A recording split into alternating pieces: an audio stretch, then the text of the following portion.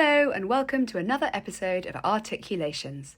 Tamara Chalabi, co-founder of Iterate, is joined by Iliodora Margelos, a multidisciplinary artist based in Athens, Greece, whose vibrant depictions of Greek typography and mythology reflect her mixed heritage. Exploring themes of feminine roleplay, nostalgia, and contemporary vitality, Margellos often uses steel wire screens and floating islets of coloured threads to guide her visual language. Margellos earned a BA in art from Yale University and has held solo exhibitions at Bart Gallery, Los Angeles, and Deo Horia, Athens, as well as esteemed institutions worldwide, including the Museum of Greek Modern Culture in Athens and Louise Bourgeois' Sunday Salons in New York. Iliodora collaborated with Inaash, an organisation which employs Palestinian women in refugee camps in Lebanon, specialised in the tradition of cross-stitch embroidery or tatrees, to produce 5 embroidery editions of her work named Stoking Embers as part of Iterate's variation project that featured in Iterate's booth with the exhibition A Running Thread at Editions Art and Design Fair in Dubai from 6th to the 9th of November 2024. Thank you for joining us on a new episode of Arteculations. Thank you for having me. A pleasure being with you. I wanted to start by asking you, why were you drawn to taking part in the Iterate Variations project and the remaking of your work? The idea of working together with women and connecting through embroidery added a new layer of meaning to my work. Being able to use the same techniques such as cross-stitching that you also mentioned and connect through a similar creative language from a distance opens up a new way of communicating visually. The initiative Variations shows Iterate's commitment to engaging with various communities, raise awareness of how diverse the art world can become when introduced properly. Was there anything in particular that worried you about such a thing? Do you know, in terms of imagining that your work was going to be reproduced by someone else by hand, could have a different outcome to your original work?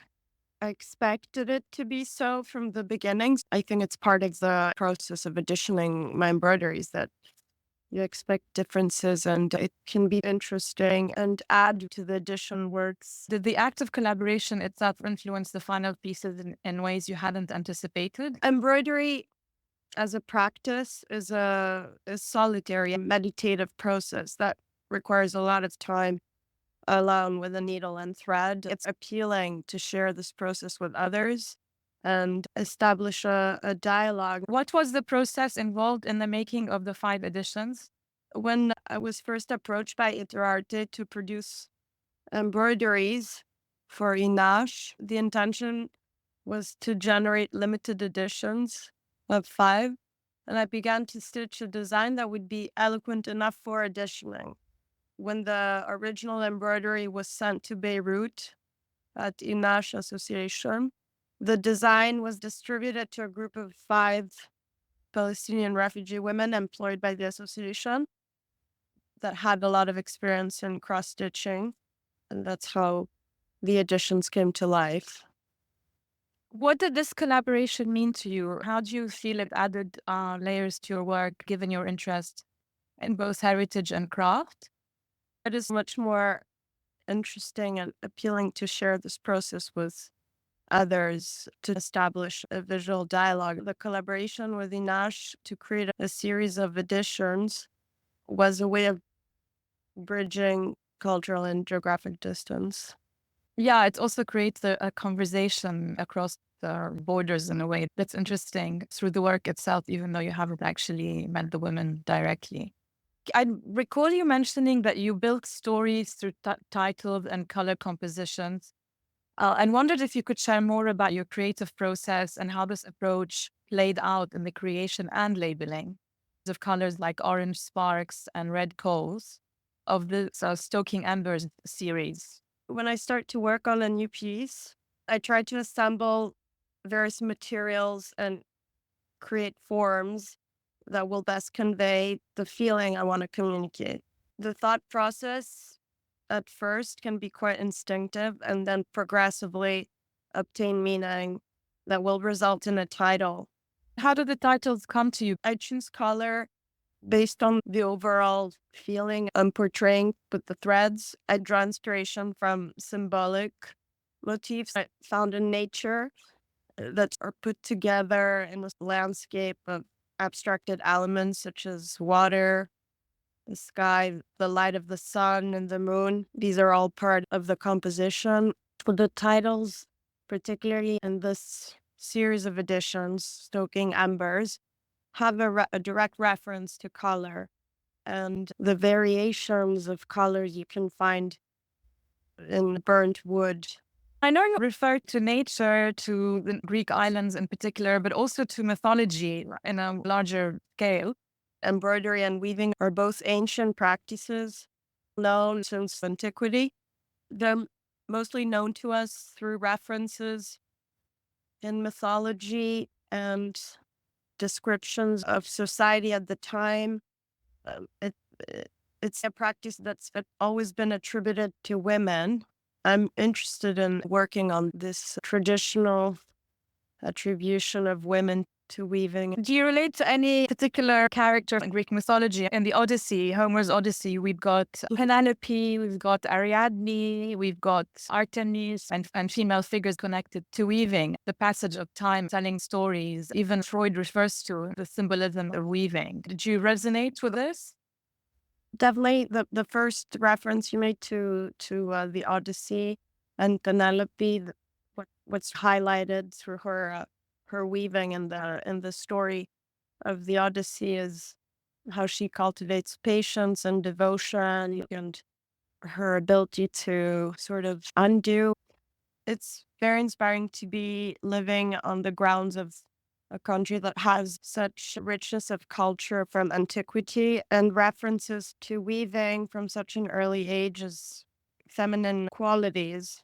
In many myths, like the ones you mentioned, the story of Penelope in the Odyssey and Ariadne, the thread is a way of showing the passage of time and qualities that women cultivate as mothers. You began teaching yourself embroidery during your first pregnancy, and much of your work explores themes of feminine role play.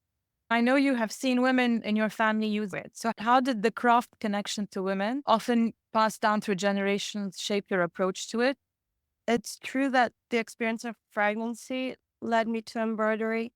I began this new way of illustrating a visual language to use in my work. I grew up witnessing members of my family use threads as a means of expression. My grandmothers were always embroidering or knitting when I was a child. These images played a role in this newly adopted language that I acquired when I was expecting my first child. There's definitely magic in describing the passage of time through the length of the thread. How do you think motherhood influenced your artistic practice beyond the initial learning of embroidery? I think becoming a mother has changed my life in many ways, mostly in the way I work as an artist. Embroidery has a high tolerance to mistakes. If you don't like it, you can cut the thread and start over. Embroidery welcomes the evolution of time through this handmaking process and cultivates feelings motherhood introduces in a woman's life, such as patience, longing, and watching growth in a physical way. And do you find that you can kind of replicate that in embroidery, or it's sort of another element of it that mirrors the process of mothering? Definitely mirrors, but also completes it. One next to the other, they work together, able to coexist from this experience of being a mother. With regards to the compositions of your embroidery, you have a unique language, visually speaking. You don't follow traditional embroidery techniques. How do you develop this visual language, especially the floating eyelet, that are repetitive in your embroidered cross-stitch work? My first embroidery works were traditional cross-stitching on canvas. These initial works had a two-dimensional feel, like drawing on paper. The evolution of my work towards what you described, the floating eyelets and drifting away from the traditional embroidery techniques, led to a more sculptural approach to embroidery. There's a more dynamic presence of negative space through light and alternative surfaces I work on, such as the iron mesh as a canvas. Would you say that there's any specific inspirations of artists that you admire, such as Louise Bourgeois or Johannes Vermeer? Well, Louise Bourgeois' work is very inspirational to me. I really like the juxtaposition she does with various materials, hard and soft. Her works have always spoken to me. Vermeer was the master of light, and he could really achieve a high level of mastery of light. I grew up admiring his use of light. How do you find yourself applying it in your work or processing it in the patterns? I'd say that experimenting with other surfaces than the embroidery canvas, my way of trying to play with light as a medium. I find that with iron mesh, these metal screens I use, you can achieve an interesting negative space next to positive by playing with the transparency of this material and the reflections of light through the shadowing of these eyelets I embroider. Can you speak to how you choose your materials and what they represent in your storytelling? To me, this iron mesh is a material with a lot of potential to experiment with light.